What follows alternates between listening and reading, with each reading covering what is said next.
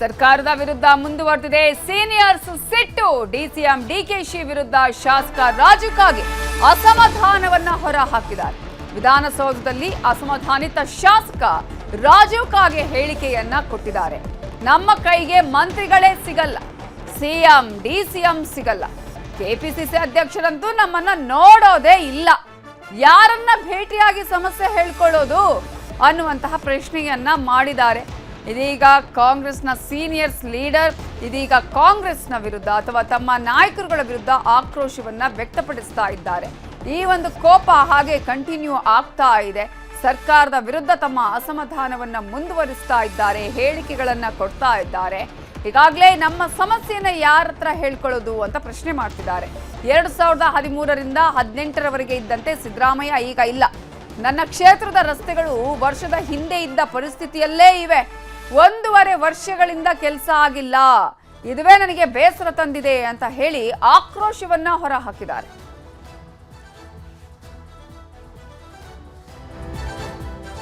ಶಾಸಕಾಂಗ ಪಕ್ಷದಲ್ಲಿ ಕೆಲವು ನೋವುಗಳನ್ನ ಹಂಚ್ಕೊಂಡಿದ್ನಿ.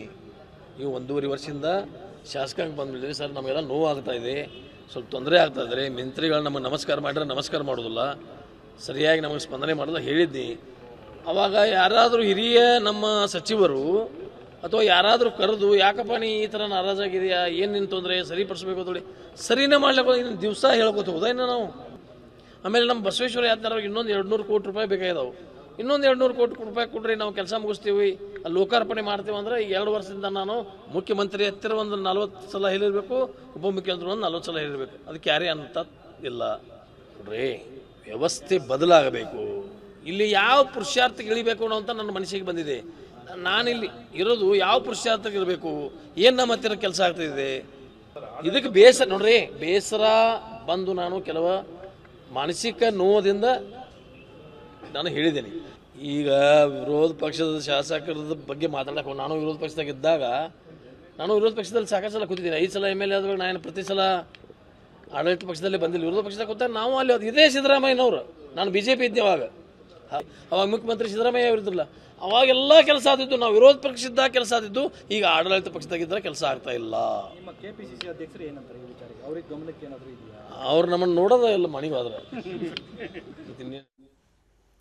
ಶಾಸಕರ ಅಸಮಾಧಾನದ ಮಧ್ಯೆ ಸಿಎಂಗೆ ಹೈಕಮಾಂಡ್, ಸಿಎಂ ಇದೀಗ ಹೈಕಮಾಂಡ್ ಅನ್ನ ಭೇಟಿ ಮಾಡಿದ್ದಾರೆ. ದೆಹಲಿಯಲ್ಲಿ ಸುರ್ಜೇವಾಲಾ ಅವರನ್ನ ಭೇಟಿ ಮಾಡಿದ್ದಾರೆ ಸಿಎಂ ಸಿದ್ದರಾಮಯ್ಯ ಅವರು. ರಾಜ್ಯ ಕಾಂಗ್ರೆಸ್ ಉಸ್ತುವಾರಿ ಸುರ್ಜೇವಾಲಾ ಅವರ ಜೊತೆಗೆ ಸಿಎಂ ಸಿದ್ದರಾಮಯ್ಯ ಚರ್ಚೆಯನ್ನ ಮಾಡಿದ್ದು ಶಾಸಕರ ಅಸಮಾಧಾನ ಭುಗಿಲೇಳ್ತಾ ಇದೆ. ಒಬ್ಬೊಬ್ಬರೇ ಶಾಸಕರು ತಮ್ಮ ಆಕ್ರೋಶವನ್ನು ವ್ಯಕ್ತಪಡಿಸುತ್ತಿದ್ದಾರೆ, ಅಸಮಾಧಾನವನ್ನ ಹೊರ ಹಾಕ್ತಾ ಇದ್ದಾರೆ. ಇಂತಹ ಸಂದರ್ಭದಲ್ಲಿ ಇದೀಗ ರಾಜ್ಯ ಕಾಂಗ್ರೆಸ್ ಉಸ್ತುವಾರಿ ಸುರ್ಜೇವಾಲಾ ಅವರ ಜೊತೆಗೆ ಚರ್ಚೆ ಮಾಡಿದ್ದಾರೆ ಸಿದ್ದರಾಮಯ್ಯ ಅವರು. ಶಾಸಕರ ಅಸಮಾಧಾನವನ್ನ ಶಮನ ಮಾಡಲು ಸುರ್ಜೇವಾಲಾ ಸೂಚನೆ ಕೊಟ್ಟಿದ್ದಾರೆ. ಅನುದಾನದ ವಿಚಾರದಲ್ಲಿ ಶಾಸಕರು ಅಸಮಾಧಾನ ವ್ಯಕ್ತಪಡಿಸುತ್ತಿದ್ದಾರೆ. ಬಹಿರಂಗ ಹೇಳಿಕೆಗಳಿಂದ ಸಮಸ್ಯೆಯಾಗಬಹುದು, ಸರಿಪಡಿಸಿ ಅನ್ನುವ ಸಲಹೆಯನ್ನ ಸಿಎಂ ಸಿದ್ದರಾಮಯ್ಯ ಅವರಿಗೆ ಸುರ್ಜೇವಾಲಾ ಅವರು ಕೊಟ್ಟಿದ್ದಾರೆ. ಸುರ್ಜೇವಾಲಾರನ್ನ ಭೇಟಿಯಾಗಿದ್ದಾರೆ ಸಿಎಂ ಸಿದ್ದರಾಮಯ್ಯ ಅವರು. ಈಗಾಗಲೇ ದಿನಕ್ಕೊಬ್ಬರು ಒಂದೊಂದು ಹೇಳಿಕೆಗಳನ್ನ ಕೊಡ್ತಾ ಇದ್ದಾರೆ. ಇದನ್ನ ಹೈಕಮಾಂಡ್ ಗಮನಿಸ್ತಾ ಇದೆ.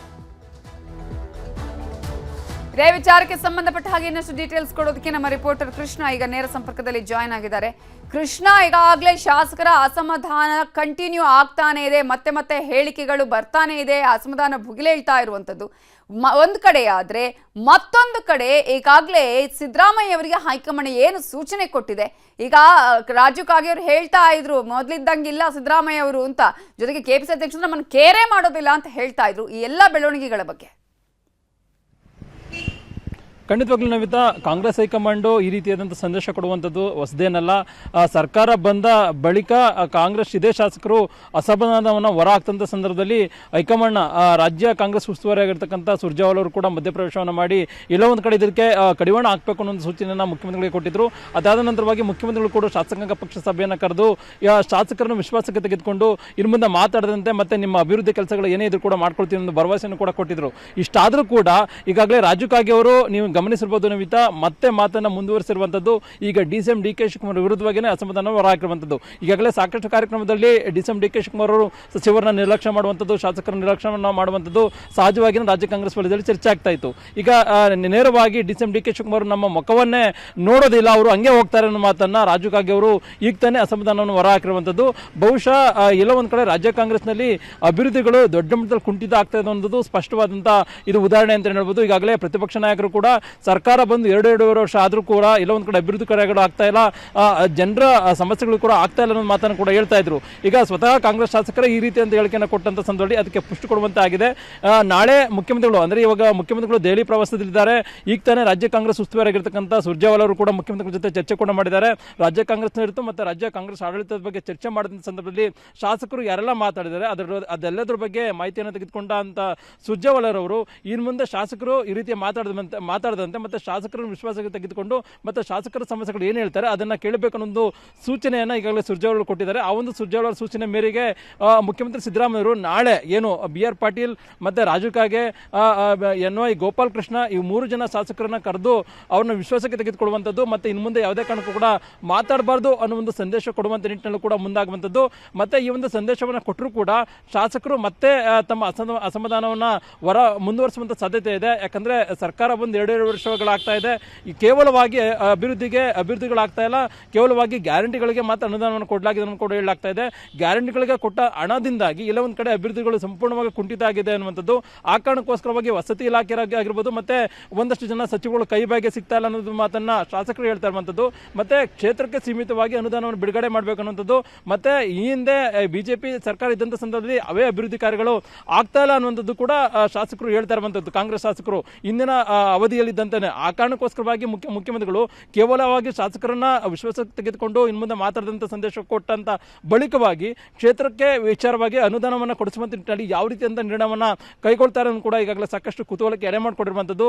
ಬಹುಶಃ ಆರ್ಥಿಕ ಇಲಾಖೆ ಅಧಿಕಾರಿಗಳ ಜೊತೆ ಶಾಸಕರುಗಳು ಈಗ ಇನ್ನಷ್ಟು ಜನ ಮಾತಾಡ್ತಾರೆ ಅಂತ ಹೇಳ್ತಿದ್ರಲ್ಲ BR ಪಾಟೀಲ್, ಅದೇನಾದ್ರು ಕಂಟಿನ್ಯೂ ಆಗೋ ಚಾನ್ಸಸ್ ಇರುತ್ತಾ ಅಥವಾ ಅಲ್ಲಿಗೆ ಸ್ಟಾಪ್ ಆಗೋ ಚಾನ್ಸಸ್ ಇದೆಯಾ ಇಲ್ಲಿ? ನವಿತಾ, ಈಗಾಗಲೇ ಶಾಸಕರು 3-4 ಜನ ಮಾತಾಡಿದ್ದಾರೆ, ಮತ್ತಷ್ಟು ಜನ ಶಾಸಕರು ಮಾತಾಡುವಂತ ಸಾಧ್ಯತೆ ಇದೆ.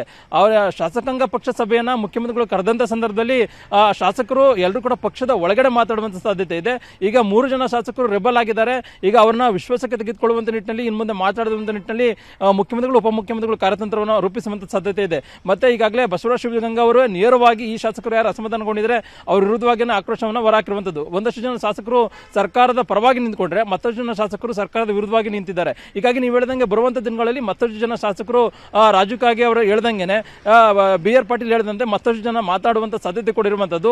ಆ ಕಾರಣಕ್ಕೋಸ್ಕರವಾಗಿ ಏನಾದ್ರು ಅಧಿವೇಶನ ಕರೀತೀವಿ ಅಂತಂದ್ರೆ ಆ ಸಂದರ್ಭದಲ್ಲಿ ಕೂಡ ಪ್ರಸ್ತಾಪ ಮಾಡುವಂತ ನಿಟ್ಟಿನಲ್ಲಿ ಕೂಡ ಮುಂದಾಗಿರುವಂತದ್ದು. ಹೀಗಾಗಿ ಮುಖ್ಯಮಂತ್ರಿಗಳು ನಾಳೆ ಯಾವ ರೀತಿಯಾದಂತ ನಿರ್ಣಯವನ್ನ ತೆಗೆದುಕೊಳ್ತಾರೆ ಅದರ ಆಧಾರದ ಮೇಲೆ ಮತ್ತಷ್ಟು ಜನ ಶಾಸಕರು ಮಾತಾಡ್ತಾರ ಇಲ್ವಾ ಅನ್ನೋದು ಗೊತ್ತಾಗುತ್ತೆ. Navita, thank you Krishna details.